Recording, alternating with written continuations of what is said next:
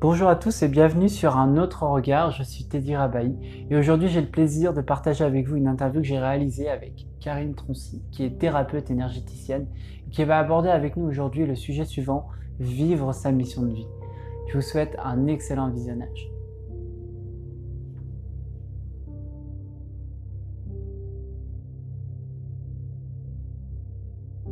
Bonjour Karine. Bonjour Teddy. Merci d'avoir accepté ma demande d'interview. Aujourd'hui, j'avais envie de parler avec toi de la mission de vie. Oui. Mais avant de commencer, j'aimerais que tu te présentes et que tu me dises qu'est-ce qui t'a amené à devenir thérapeute énergéticienne. Pour tout te dire, j'ai jamais su vraiment pourquoi j'étais sur Terre quand j'étais petite, adolescente, jeune adulte. Je me suis toujours cherchée un but, chercher qui j'étais, qu'est-ce que je venais faire sur cette Terre. J'ai un parcours de vie assez atypique parce que j'ai été, on va dire, une bonne élève tout le temps, une élève qui était dans le cadre et qui suivait le parcours, mais comme je te le dis, qui savait jamais ce que je voulais faire. Je n'avais pas d'envie de métier particulier, rien. Donc j'ai suivi un parcours, on va dire, normal, et j'ai été embauchée par un député maire. J'y suis restée 15 ans, 15 années. Durant lesquelles tout s'est bien passé. Moi, à la limite, quand je cherchais un patron, je voulais juste, un patron. Juste être son assistante, sa collaboratrice. Que ce soit un député, un dirigeant d'entreprise, peu importe. Voilà, je voulais travailler avec un patron. Et je me rappelle que les 2 dernières années, il me manquait quelque chose. J'étais pas épanouie, j'étais pas heureuse. J'allais au travail un petit peu à reculons. Et là, plus ça allait, moins ça allait. Et j'ai fait des rencontres qui m'ont mise sur la voie, qui m'ont ouverte à d'autres possibilités et entre autres à faire un bilan de compétences. J'attendais impatiemment les résultats et quelle ne fut pas ma déception quand j'ai eu alors 4 métiers qui vraiment sortaient du lot, au premier rang desquels le thérapeute, le coach, le formateur et le médiateur. Et quand j'ai lu tous ces métiers, mais je me suis dit, mais qu'est-ce que c'est que ça? Mais non, c'est pas possible, c'est pas moi. Il y en avait qu'un qui m'intéressait, c'était le thérapeute. Et le monsieur me disait, oui, mais bon, thérapeute, il faut au moins attendre 5 bonnes années avant que vous soyez efficace. Donc, je me suis dit, mince. Et coach, ça m'appelait pas trop. Médiateur, qu'est-ce que c'est que ce truc? Et formateur, je dis, non, là, en fait, il y a une erreur. Vous vous êtes certainement trompé de dossier, c'est pas moi. Il me dit pourquoi? Je dis mais je suis super timide, je suis réservée, je peux pas parler, même vous là, je me sens pas bien. Donc je peux pas être formatrice, c'est pas possible. Et en fait, il m'a dit que j'avais tout ça en moi, mais que c'était tellement caché, c'était tellement enfoui, à cause de chocs émotionnels, à cause de traumatismes que j'ai vécu, que tout ça, je le gardais précieusement en moi, je le cachais, et que c'est pour ça que le jour où j'ai eu ces résultats, c'était pas possible que je sois tout ça à la fois. J'avais peur des gens, peur du monde. Et donc j'ai été réservée, confinée, je restais toute seule. J'avais peur du regard de l'autre, peur d'aller vers l'autre. L'autre était pour moi un danger. Donc tous ces métiers-là qui sont en rapport avec l'autre, j'ai dit c'est trompé de dossier, c'est pas moi quoi. Mais il m'a dit renseignez-vous sur internet, faites des formations et vous verrez, ça va s'ouvrir parce que vous l'avez en vous. Apprenez. Faites un travail sur vous et vous verrez, ce sera une évidence. Après, du coup, j'ai suivi une formation de médiateur et c'était une révélation parce que je me suis dit, mais tout ce qu'on nous apprend, c'est comme si je le savais déjà au fond de moi. C'est assez incroyable et c'est là que je me suis dit, mais il avait raison. Et après, j'ai fait donc en parallèle la formation de coach. Et alors là, je ne m'attendais pas à ça du tout, mais du tout. Parce que je me suis rendu compte que je ne me connaissais pas du tout. Je me suis rendu compte que j'étais à côté de ma vie. Là, l'émotion remonte parce que ça me touche. Et cette formation a été révélatrice pour moi. Ça a dû être très fort pour toi de prendre conscience de ça. Incroyable. C'était incroyable. Et là, je me suis dit, mais où je suis? Mais qu'est-ce que je suis en train de vivre? Dans ma vie professionnelle? C'est pas moi. Dans ma vie personnelle, ça me convient pas. Et qui je suis, et les vêtements que je mettais, et la coiffure, la manière dont on me coiffait. Et je n'osais pas dire non. J'acceptais tout jusqu'à refuser qui j'étais. Et ça a été très douloureux, ouais. Ça a été un choc parce que je me suis dit, mais je suis pas comme ça. Les autres, si tu veux, me formataient à leur image et j'ai toujours tout accepté. J'ai dit oui à tout. Tu vois, la bonne Karine, la gentille Karine qui accepte tout. Et moi, j'étais dans le cadre, dans le moule. Donc, je plaisais à tout le monde finalement. Je rentrais dans ce moule. Je disais oui pour tout, même quand pour moi, c'était non à l'intérieur. Et je me suis rendu compte de ça. Je me suis rendu compte que je ne me respectais pas. Et que du coup, en ne me respectant pas, les autres non plus ne me respectaient pas. Parce qu'ils m'en demandaient toujours trop, toujours plus. Et ouais, ça a été une grosse claque. Et le fait que je découvre que j'adore les gens, tu te rends compte? J'adore les gens. Alors que toute ma vie, j'ai cru que cette phobie sociale, c'était la peur des gens, j'avais peur du contact, peur du regard. Et je me suis dit, mais finalement, mais je les adore. Qu'est-ce que ça fait de devenir soi? C'est génial. C'est l'épanouissement, c'est le bonheur. C'est les gens autour aussi qui vous font la remarque, qui m'ont dit, t'es super, t'es belle, mais qu'est-ce que t'as fait? T'es resplendissante, t'as changé. Et finalement, j'ai envie de dire, non, je suis juste devenue moi. Tu vois, je me suis juste écoutée. J'ai reconnecté avec la partie de mon être, de mon âme, qui avait tellement mal, qui était tellement à côté de sa plaque. Et c'est une reconnexion à l'intérieur de moi. Ouais, et ça, je peux te dire, ça fait du bien. Quand tu es prêt, il y a des rencontres, des épreuves, des expériences, des situations qui arrivent et qui te font avancer, qui te font bouger et qui te révèlent à qui tu es. Ton chemin de vie, c'est toute ta vie. C'est une évolution tout le temps, toute ta vie. Alors justement, qu'est-ce qu'un chemin de vie? C'est ça, c'est ton parcours. C'est ton parcours, c'est ta mission de vie. Tu es venu ici pour quelque chose, d'accord? Avant de t'incarner, tu as décidé avec tes guides pourquoi tu allais venir ici sur Terre. Quelle serait ta mission? Qu'est-ce qui est important pour toi de vivre? Qu'est-ce qui est important pour toi de surmonter, de dépasser, d'accomplir à travers ce que tu as vécu dans tes vies passées, à travers aussi le familial? Tu vas vivre des expériences. Donc j'aimerais dire que ton chemin de vie, c'est pas le purgatoire. Moi j'ai longtemps cru, mais qu'est-ce que je suis venue faire là sur cette terre? Je suis venue pour souffrir. C'est pas possible. Qu'est-ce que j'ai fait au bon Dieu? Qu'est-ce que j'ai fait? Qu'est-ce que dans mes vies passées? Et beaucoup des personnes qui viennent me consulter me disent, mais Karine, mais qu'est-ce que j'ai fait pour mériter ça? Qu'est-ce que tu leur dis quand ils te disent ça? Tu sais, on dit que c'est pas l'expérience qui est difficile, même si bien évidemment, une expérience est toujours douloureuse. Mais c'est ce que tu vas en faire. C'est l'émotion que tu vas y mettre derrière. C'est est-ce que cette expérience va te servir à avancer, à bouger, à te remettre en question, à ouvrir les yeux comme moi? Ou alors est-ce qu'elle va te servir à t'apitoyer sur ton sort? On a tous une mission de vie, c'est important de le savoir. Il n'y a pas de laissé pour compte, il n'y a pas de personnes qui sont laissées sur le carreau.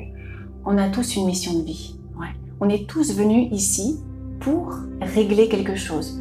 Tout à l'heure, je le disais, c'est un accomplissement. Tu viens ici pour vivre des expériences qui vont te permettre d'évoluer, qui vont te permettre de guérir tes blessures d'incarnation. Parce que malheureusement, tu n'arrives pas sans passer. D'accord? Tu as déjà vécu quelque part.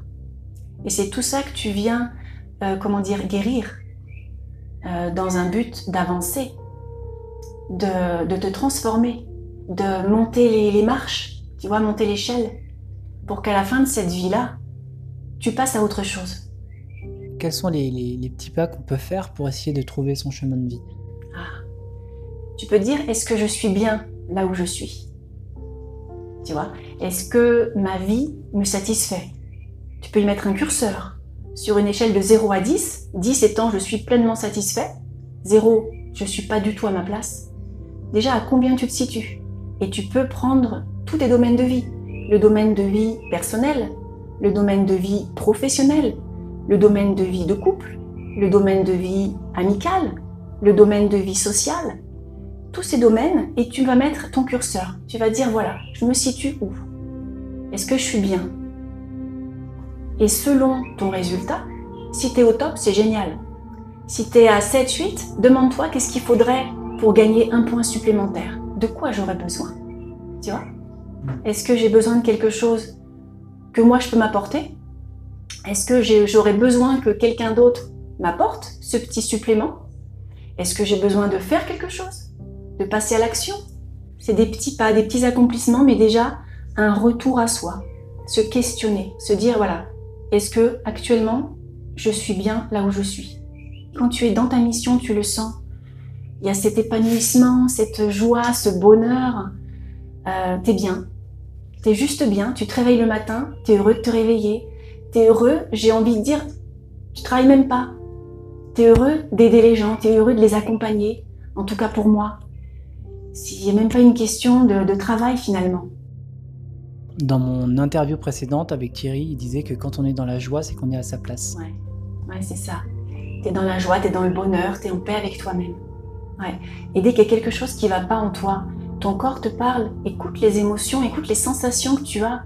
Il y a beaucoup de personnes qui ont des ressentis et qui se disent non, c'est bon, oh, c'est rien du tout, et qui ne s'écoutent pas assez. Écoute tes ressentis. Écoute ta petite voix intérieure qui te parle, qui te dit là ça va plus, change, bouge, fais autre chose, ou mets simplement un élément de plus dans ta vie. Tu vois, et des fois il n'y a pas besoin de grand chose, mais quand tu es à ta place, tu le sais, tu le sens, et j'ai envie de dire tu travailles plus, tu t'amuses. T'es heureux tous les jours, et les problèmes de la vie, qu'ils soient petits ou grands, trouvent toujours une solution. C'est ça aussi qui est merveilleux. C'est qu'avant, j'avais plein de problèmes et je voyais que le problème parce que j'étais pas bien. Maintenant, tu as des problèmes. Je me dis, bon, ça va être réglé en peu de temps. Ok, tu vois. Ça t'amène à avoir un autre regard? Tout à fait. La vision des choses est différente. Tout à fait. Avant, t'es pas bien dans ce que tu fais. Tu es en basse énergie, tu broies du noir, tu peux être triste. Ça va pas, il te manque quelque chose. Donc oui, le moindre souci peut être un gros souci, tu vois, ça peut être même démesuré. Alors que quand tu es sur ton chemin, ben ok, c'est pas grave, tu vois, ça va le faire, je vais trouver la solution, ou alors je vais demander de l'aide, on va m'aider. Mais oui, la vision est complètement différente. Sur ton site internet, il y a une phrase qui dit « Ce n'est pas parce que les choses sont difficiles que nous n'osons pas, c'est parce que nous n'osons pas qu'elles sont difficiles. » Ouais. Est-ce que tu peux m'en dire plus? Ça, c'est le résumé de ma vie. Tu vois, toute ma vie, j'ai pas osé. J'ai pas osé être moi, j'ai pas osé dire non, j'ai pas osé m'affirmer, j'ai pas osé suivre mon chemin, j'ai rien osé finalement. Et ça a été le gros problème de ma vie. J'attendais qu'on fasse pour moi. J'attendais que le miracle arrive. J'attendais qu'un inconnu me sauve. Eh ouais. Et le jour où j'ai osé, le jour où c'est parti de moi, où l'intention, où le premier pas est parti de moi, et ma vie a changé. Qu'est-ce qui nous empêche de suivre notre chemin de vie? On a beaucoup d'émotionnel, c'est-à-dire déjà la peur de l'inconnu.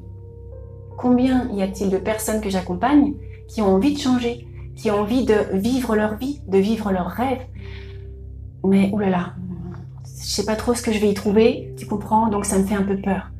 Donc, il y a deux parties. Il y a cette partie consciente où on a vraiment envie d'y aller, mais cette partie inconsciente, le mental, qui va vraiment créer les blocages et les autosabotages, les limitations. Donc les peurs en font partie. Peur de l'inconnu, peur de se tromper.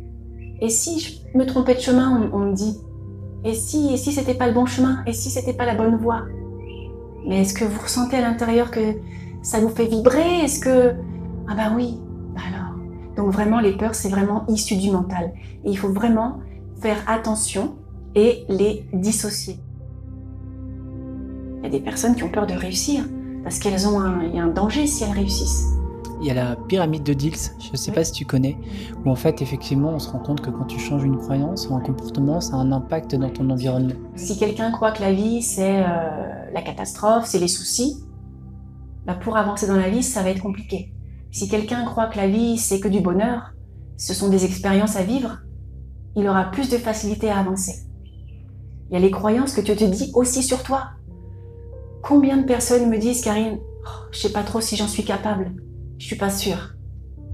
Donc déjà, il y a l'estime de soi qui peut bloquer. Si je me sous-estime, comme moi pendant des années, où je voyais pas ma vraie valeur, je me suis auto-sabotée, je me suis limitée finalement. Et quand je me suis vue, je me suis dit, mais attends, je suis pas du tout comme ce que je croyais que j'étais, tu vois. Et là, j'ai vu ma vraie valeur et je me suis vue avec les yeux, j'ai envie de dire les yeux de l'âme, les yeux du cœur, et pas les yeux du jugement des autres, pas les yeux du mental, qui trouvent toujours une mèche de travers, ça va pas, ça va jamais, tu vois, les vrais yeux de l'âme. Et c'est avec cela qu'il est important de se reconnecter. Quand tu parles de l'âme, tu parles aussi de l'intuition. On est dans une société où on pense beaucoup, peut-être qu'on pense trop. Est-ce que tu penses que de trop penser nous empêche de nous laisser guider par notre intuition? Oui, bien sûr. Parce que les pensées, c'est vraiment le mental. Les pensées, ça va être l'ego. Ça va être la partie de ton être qui va te limiter. D'accord? Donc, plus tu penses et combien ont la tête comme une citrouille, parce qu'elles pensent trop, elles huilent, hein. Elles ont trop de questionnements, trop de doutes, des peurs. Donc forcément, la petite voix qui t'arrive, elle vient, mais tu l'entends pas. Tu vois, ta petite intuition, elle est là pourtant, mais tu vas pas connecter avec elle parce que tu vas être trop dans le mental, trop dans les peurs, trop dans qu'est-ce qu'il faut que je fasse? Oh là là, non, j'ai peur. Et tu te limites, tu te sabotes. Pourtant, il y a beaucoup de personnes qui ressentent, qui entendent, mais pour elles, c'est tellement pas possible, c'est tellement incroyable, comme moi au début, qu'on va dire non, c'est pas vrai. Je peux pas recevoir des informations, c'est pas possible. Et pourtant, si, il y a beaucoup plus de personnes qu'on l'imagine qui sont reliées à elles, parce que c'est ça aussi, hein, c'est être lié à soi, recevoir des informations, son intuition, être lié à son corps, avoir des ressentis. Est-ce que là, dans cette situation, je me sens bien, pas bien? Ton corps te donne l'information. Encore faut-il l'écouter. Alors on vit tous des difficultés, Oui. Des difficultés qui sont plus ou moins agréables. Et je voulais savoir que signifient les difficultés qu'on traverse. Et est-ce qu'elles sont des opportunités ou des poids? C'est une très bonne question. Et ça rejoint la réponse, une des réponses de tout à l'heure. Elles sont ce que tu veux qu'elles soient. Par rapport à ton ressenti, par rapport à tes émotions, par rapport à tes croyances, par rapport à ton vécu, par rapport à tes manques, à tes limitations, à ton expérience de vie finalement. Et chaque expérience douloureuse, j'ai envie de dire entre guillemets, est bonne pour la personne. Parce qu'elle va lui permettre de vivre quelque chose, évoluer, apprendre de cette expérience. Donc les difficultés qu'on traverse, aussi fortes qu'elles soient, est-ce qu'elles sont là pour nous pointer du doigt quelque chose en nous à faire évoluer? Oui, quelque chose à faire évoluer ou quelque chose qui ne va pas, quelque chose qui n'est pas en cohérence, en accord avec nous. Pour un petit exemple, j'ai reçu un monsieur il y a quelques années qui n'était pas bien dans son travail. Il le savait, il me le disait, mais ça n'allait pas. Et il m'a carrément raconté qu'un jour, il devait faire une course. Et il a demandé juste avant, mais comme ça, il m'a dit c'était une idée, une pensée en l'air que j'ai envoyée. Il m'a dit, oh là là, si je pouvais me casser la jambe pour plus aller bosser, ce serait vraiment génial. Et ben, qu'est-ce qui lui est arrivé? Il s'est évidemment cassé la jambe. Ouais. Et il a été en arrêt 6 mois. Il m'a dit, ça a été les 6 mois les plus fantastiques de toute ma vie. Et il me dit, c'est grâce à cet événement que j'ai vécu, qui était douloureux. Il me dit, mais j'avais une douleur, mais j'avais mal, mais c'était horrible. D'accord? Mais il me dit, mais c'est génial. Heureusement que j'ai vécu ça. Parce que grâce à ça, il s'est servi de ces 6 mois pour se reconvertir professionnellement, pour créer sa boîte, pour faire toutes les démarches. Et du coup, pour quitter son travail, entre guillemets, sereinement. Il n'arrivait pas à faire ça. Il n'arrivait pas à dire stop, à quitter son travail. Parce qu'il m'a dit, j'avais peur. Et rester dans un travail, même s'il ne te convient pas, tu as quand même cette notion de sécurité. Tu as ta paye à la fin du mois, tu sais où aller, tout va bien. Tu comprends?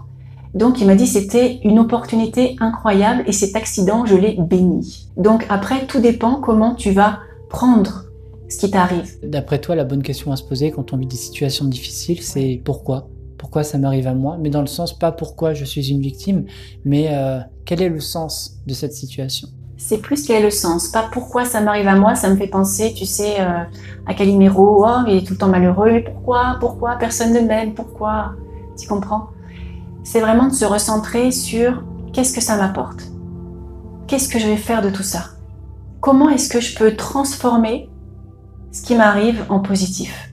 Tout est fait en sorte que tu reçoives aussi les situations que tu peux vivre, que tu es en mesure d'accepter et que tu es en mesure de surmonter et de dépasser. Tu ne te serais pas donné des choses insurmontables à faire. C'est pas possible. T'es pas venu ici pour souffrir à la base. Tu es venu ici pour apprendre, pour grandir, pour guérir tes blessures. Donc forcément, ça va passer par des expériences plus ou moins difficiles, plus ou moins traumatisantes. Mais la base de ton incarnation, c'est pas de souffrir. C'est vraiment d'apprendre, c'est vraiment de grandir. Mais malheureusement pour ça, tu passes parfois par des expériences douloureuses. Et c'est lors de ces expériences douloureuses que tu vas puiser en toi la force, le courage, l'intuition, toutes tes qualités pour rebondir et pour avancer. Parce que tu les as en toi, c'est sûr. Mais parfois elles sont tellement enfouies que tu as des difficultés à les retrouver. Quand tu dépasses ces difficultés, quand tu les surpasses, tu te rends compte qu'à l'intérieur de toi, il y a vraiment énormément de potentiel. Tu as un potentiel illimité finalement, mais tout ça, tu l'oublies. Tu l'oublies parce que tu es dans un conditionnement qui te dit tu peux pas, ça c'est pas possible, ça tu dois pas. Donc quand tu te reconnectes à toi, à qui tu es vraiment, tu te rends compte que finalement, t'es un peu magique. Hein? Il y a un petit peu de magie en toi, parce que tu fais des choses incroyables que même toi tu soupçonnerais pas. Hein, comme tout ce que moi j'ai fait, et je me suis dit, waouh, mais le chemin parcouru, mais c'est assez incroyable. Et finalement, c'est juste, entre guillemets, une reconnexion à toi, à qui tu es, à toutes tes qualités. Parce que je te le redis, si tu es venu là, sur cette terre, c'est pas pour souffrir. C'est vraiment pour grandir, pour guérir toutes tes blessures. Si tu souhaites évoluer, si tu souhaites grandir, si tu souhaites trouver ta mission de vie, alors forcément, tu peux te faire accompagner par des spécialistes. Tu peux aussi te recentrer sur toi, comme tout à l'heure, en te questionnant, en faisant une sorte d'introspection. Est-ce que je suis bien là où je suis? Quels sont mes besoins? Qu'est-ce qui est important pour moi dans la vie? Qu'est-ce que je veux vivre? Quand tu étais petit, est-ce que tu avais des rêves de vie, des rêves de métier? Est-ce que tu voulais sauver le monde? C'est ça, c'est connecte-toi au petit enfant qui est à l'intérieur de toi, ce qu'on appelle l'enfant intérieur. Lui, il a les réponses, tu vois. Lui, il a cette créativité, cette intuition qu'il n'a pas coupée. Sauf que l'adulte, en grandissant, il a coupé un petit peu tout ça. Donc l'objectif, ça va être de te reconnecter à toi, à qui tu es, à ton potentiel, à tes rêves, parce qu'ils sont toujours là en toi et ils demandent qu'une chose, c'est à être réalisés.